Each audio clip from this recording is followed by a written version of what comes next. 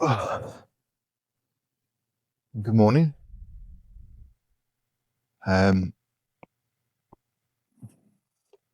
Just spent the night in some very interesting woods by a babbling brook. Oh, nice little river running through, and in the Lanshan 2, which is the new tent. First night out in the new tent, and the place we're at. I say we because my wife's come with me. The place we're at is called Montpelier Woods. And it's interesting because it's got a bit of a story. I did say last time I was up this way, I had some lunch up here, made a video, and I said I'd tell you a couple of the stories. Decided not to do them late last night.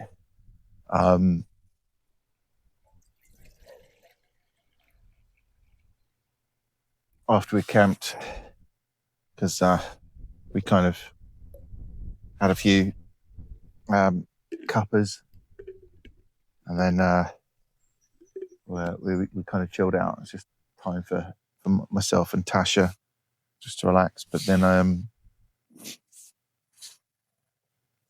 thought I'd tell you the stories this morning whilst I'm making my brew. I'm making a cuppa. That is the reason these are supposed to be quite spooky woods is because there's a story of a man who is lived in a house just over that way, a little way, and it's tragic. What am I doing? I don't know what I'm doing this morning. Quite tragic, really. But he, it was the winter. There'd been a lot of snow. Quite a lot of places were impassable. He got appendicitis, and unfortunately, before they were able to get to him in the snow, he died of his appendicitis. So they just couldn't get to him to get him treatment. So it's not really gruesome, is it? It's just very sad. And the other one was that the last, and I haven't got the names in front of me, I haven't got a script in front of me or anything like that, but the last person to be sentenced to death on the island, the person who he murdered, he dumped the body here in Montpelier Woods. He killed this woman with a Stanley knife and then dumped the body here, which is, you know, again, quite tragic, really. But I've come up here and it's beautiful. It's not, some people go about how spooky it is. It's too quiet. There's no bird song or, you know, that kind of stuff. But that's all myth. It's perfectly lovely woods. It was quite interesting last night when we arrived, though, because let's get this on.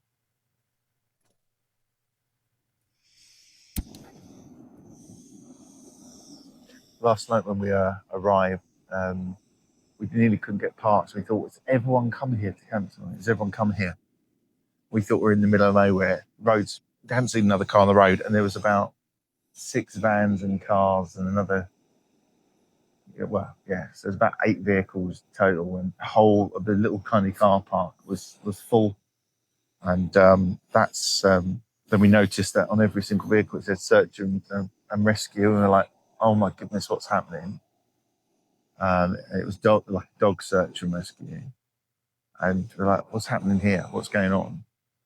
And we're like, we saw like there was one lady left in the car park, and we just said, is this an exercise? And she's like, yep, it's just an exercise. We're going to be about an hour. And we're like, okay, well, do you want us to get out of the way? We'll come back later or go somewhere else because we're just going to camp here tonight. And she's like, no, it's fine.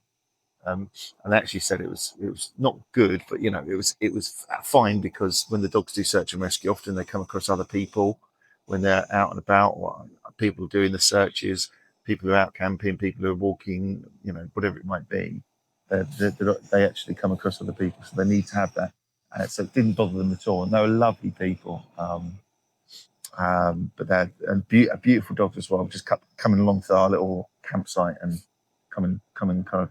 And they had to get a treat every time they found us, because they're, strictly speaking, found somebody. They had to get a treat. So we kept being found by the same dog sometimes. But yeah, it was all right. It's not spooky at all. It's not scary at all here. I suppose I could ham it up and say we heard noises and stuff like that, and make it all sound so much more exciting for a video. The night I heard noises, and you know, I'm sure there's a few people who make videos who do exactly that. Well, there is. There was someone at some other haunted place, and there was all like noises outside the tent and stuff. And you're thinking, what a load of rubbish. But yeah, so I just thought I'd make quite a quick video, show after the intro now, which is actually the next day. I'll put a few little kind of video clips from last night's camp. But I just thought I'd say good morning, and I'll have my brew, and then we'll be on our way. It's about 7:30 now, so it's quite late actually for me. But my wonderful wife is still snoozing, so clearly comfortable in my sleeping bag, on my sleeping mat. Well, I get one of the other. Actually, to be honest, I used an old, probably I think it's an old Mountain Warehouse or something like that, sleeping bag, like a real basic one. I was perfectly warm in that. Perfectly warm. All right. This is done, so I will see you a bit later. Now you can watch me pour it, I guess, because that's so exciting.